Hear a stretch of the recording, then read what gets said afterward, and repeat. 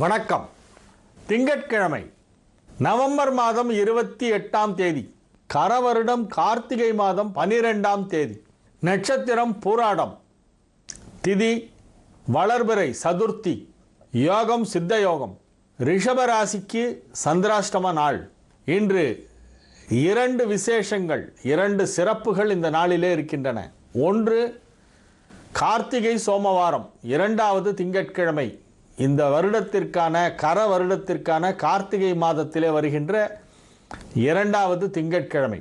கார்த்திகை 5ஆம் தேதி முதல் திங்கட்கிழமை, கார்த்திகை 12ஆம் தேதியான இன்று 2வது திங்கட்கிழமை, செகண்ட் மண்டே.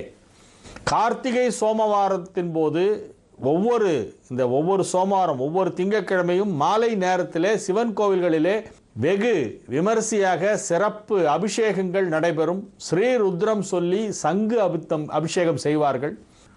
சங்கு தீர்த்தத்தால் அபிஷேகம் செய்வார்கள் சில கோவில்களிலே.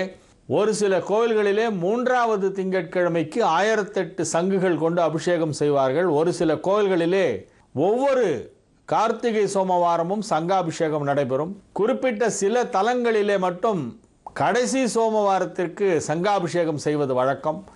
பொதுவாக இந்த கார்த்திகை மாதத்திலே வருகின்ற ஒவ்வொரு திங்கட்கிழமையும் மாலை நேரத்திலே சிவ தரிசனம் செய்ய வேண்டும். காலை நேரத்திலே விநாயகப் பெருமான் வழிபாடு செய்வது மிகவும் உச்சிதம். இது வளர்பிறை சதுர்த்தி நாள்.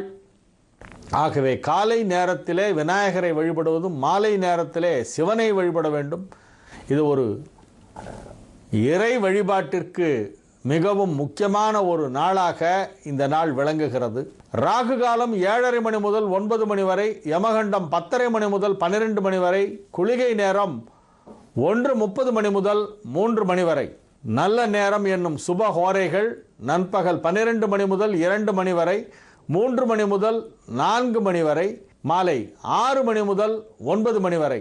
இன்றைய கிரக நிலவரம்: மேஷத்தில் குரு, ரிஷபத்தில் கேது, சிம்மத்தில் செவ்வாய், கன்னியில் சனி, விருச்சிகத்தில் சூரியன் புதன் ராகு, தனுசில் சுக்கிரன் சந்திரன்.